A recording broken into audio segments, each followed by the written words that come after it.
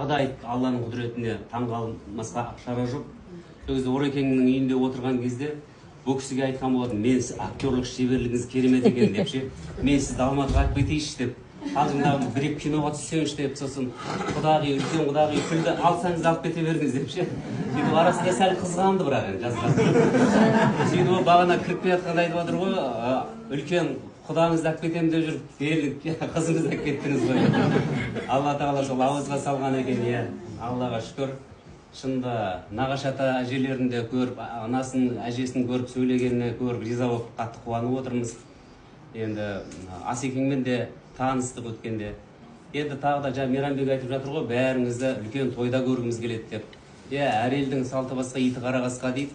Бұл жақтың ұстанымын да біз жақсы білеміз, бірақ десек те, бұл енді Түркістанның да, Маңғыстаудың да, немесе Созақ пен Ақтаудың, Жаңаөзеннің емес, оңтүстік пен батыстың емес, Кенжебек айтпақшы. Бұл бір Алматының, күллі қазақтың бір қуанышы деп білеміз. Күллі қазақ атсалысқысы келіп жүгіріп, жарғақ құлақтары жастыққа тимей, тілеуқор болып жазып жатқандар өте көп. Сол орайда енді әсіресе Әдия келіміздің төрт құбылас түгел болсын, құдалармен төс түйістіріп, бет сүйістірген кезде төртеуміз түгел тұрайық деген ниетпен көке сіздің алдыңыздан өтіп, құдаларды да тойға шақырып жатырмыз.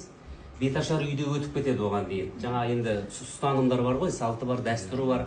Бет ашып жатқан кезде, келін сәлем салып жатқан кезде өзінің төркіндері болмайды деген әңгіме бар бұл жақта. Ұстанымдарыңызды білеміз, салт бар, дәстүр бар.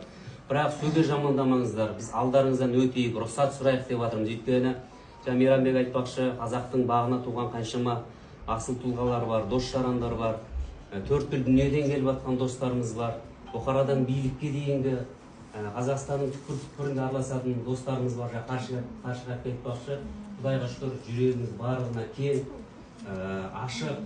Сол орайда сол кісілердің бәрі, Әдия да өзін толық бақытты сезіну үшін ата-анасының да болғанын, өздеріңіздің болғаныңызды қалаймыз. Тойға арнайы шақыра келдік деп қабыл алыңыздар. Сырға салуға да, құдалыққа да, тойға да, қыз ұзатуға да, бір сөзін айтқанда, үш қоянды бір оқпен атуға келіп тұрмыз, дұрыс қабылдаңыздар. Енді екі жас үшін өте қуаныштымын. Жалпы Әділеттің де, Қазыбектің де, Азаматтың да, мына Ерекеңнің ұлы, Жанболаттың ұлы бәрі дос болғандықтан өте достыққа берік, адал. Және бір сөзбен айтқанда талғамдар өте биік, талаптары да күшті. Мен байқаймын ғой, үшеуімен де сырласам, әңгімелесем. Сол кезде енді Әділетке осындай бір аяулы қыздың ұнап, жүрегі елжіреп, махаббат сезімі оянғанына мен қатты қуаныштымын.